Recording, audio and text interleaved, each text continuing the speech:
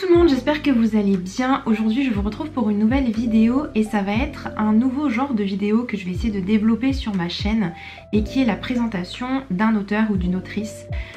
J'ai décidé de faire une vidéo consacrée pour commencer cette série à Clémentine Beauvais, une autrice que j'adore tout particulièrement, et en espérant que ça vous donne envie de découvrir cet auteur si vous ne l'avez toujours pas fait. On commence, comme je le disais, avec Clémentine Beauvais, qui est une autrice assez jeune, qui est née en 1989. C'est une autrice française qui écrit dans beaucoup de genres différents, puisqu'elle fait aussi bien de l'album jeunesse que des romans pour ados qu'on trouve spécifiquement dans la collection Sarbacane, enfin dans les éditions Sarbacane, dans la collection Exprime. Et sinon, elle fait aussi pour les adultes. C'est une personne qui est à la fois donc écrivaine et qui est aussi enseignante-chercheuse.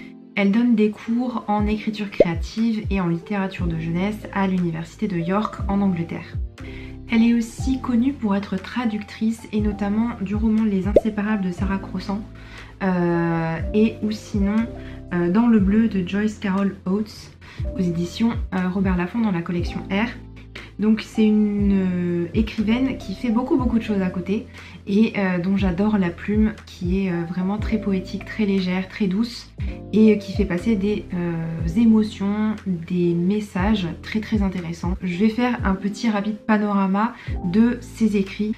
En premier, donc on a tout ce qui est écriture pour la jeunesse et on a principalement des choses qui tournent autour de la mythologie ou des petits romans pour les jeunes enfants. Donc je vous mets un petit peu par-ci par-là des images, des couvertures, des romans en question. Mais c'est pas sur cela que je vais m'attarder vraiment.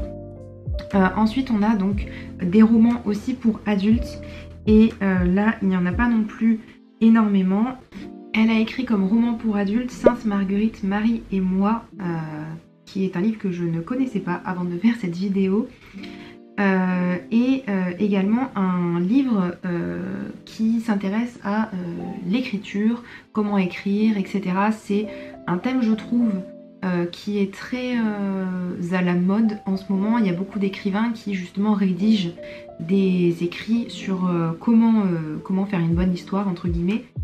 Et donc là, elle a fait aussi sa version, entre guillemets, qui s'appelle Écrire comme une abeille. La littérature jeunesse de la lecture à l'écriture, qui est du coup très liée à aussi son côté enseignante-chercheuse dans tout ce qui touche à l'écriture et à la littérature jeunesse.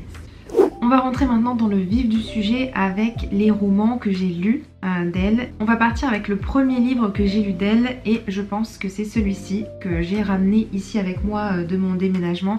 C'est Songe à la douceur aux éditions Sarbacane dans la collection Exprime.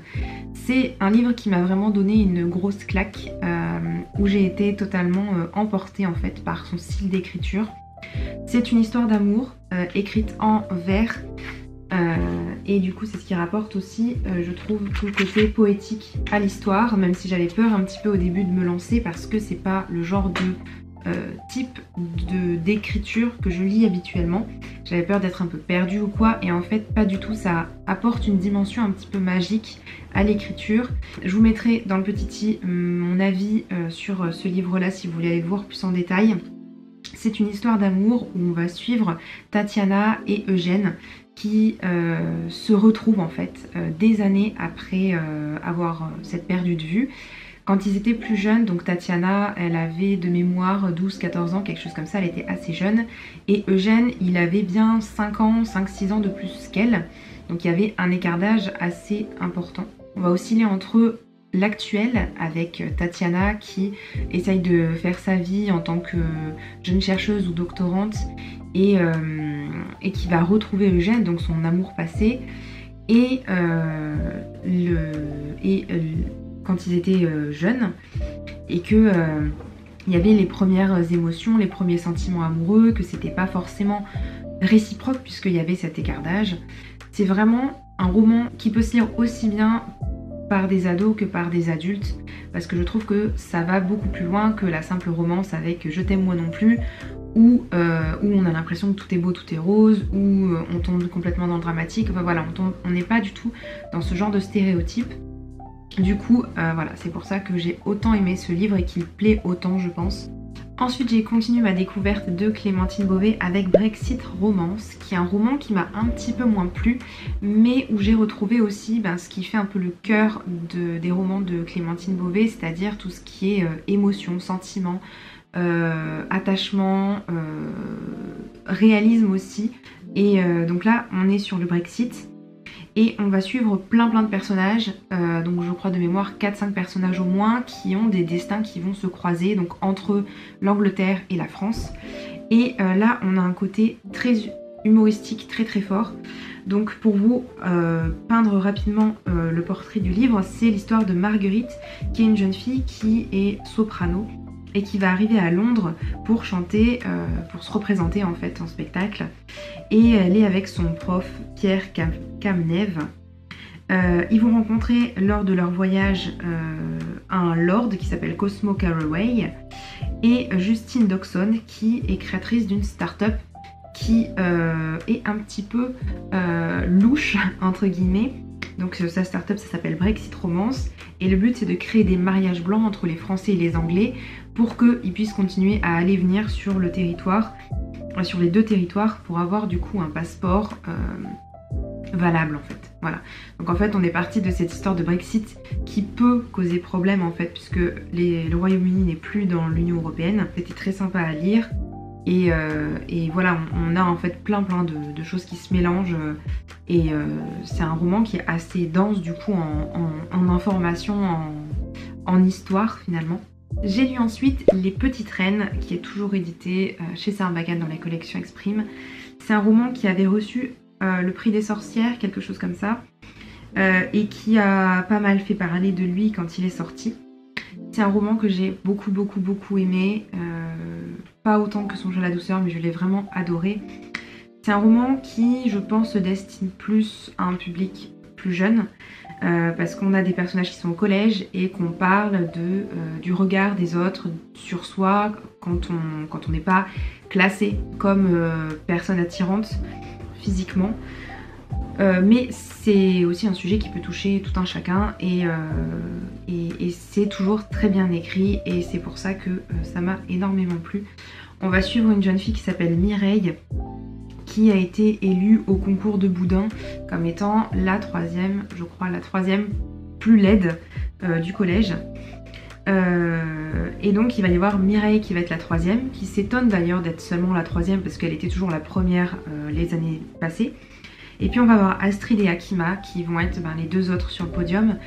Et à cause de ce concours de circonstances, de se retrouver toutes les trois comme étant élues boudin du collège, elles vont, sous l'égide de Mireille, elles vont se lancer dans une sorte de défi de partir en fait à Paris en vélo, et de se faire du coup tout un road trip, tout un circuit. Elles ont envie de montrer qu'elles sont capables de faire des choses et que finalement leur physique ne les définit pas. Elles vont se lancer sur la route, et c'est vraiment une aventure folle, une aventure, une amitié aussi, la découverte de la féminité aussi, la découverte des premières sensations, des premières émotions amoureuses, avec notamment un garçon qui va se joindre à cette aventure. Mais voilà, et puis il va y avoir plein de personnages qui vont graviter autour d'elles et qui vont les encourager ou les rabaisser en fonction de leur position. Mais c'est vraiment un roman que je pensais pas aimer autant. Et pour finir, j'ai aussi lu Âge tendre. Ce qui est très intéressant chez Clémentine Beauvais, c'est qu'elle arrive toujours à apporter quelque chose de nouveau dans ses romans. Et on ne tombe pas dans la caricature de une romance adolescente par exemple. J'ai pas l'impression en fait de relire quelque chose que j'ai déjà lu. Du coup dans Âge tendre, on va parler aussi de quelque chose de différent. On va être toujours avec un adolescent, Valentin, qui doit faire un service civique. Le service civique est obligatoire dans ce monde-là, et il va être envoyé dans le Pas-de-Calais, très loin de ses parents, très loin de sa famille, dans un centre pour personnes âgées atteintes d'Alzheimer. Et dans ce centre, ça a la particularité de ressembler vraiment à un village des années 60. C'est un garçon qui au début est super enfermé, qui a vraiment du mal avec les autres. Il va tenir un petit journal qu'on va lire en fait tout au long de l'histoire.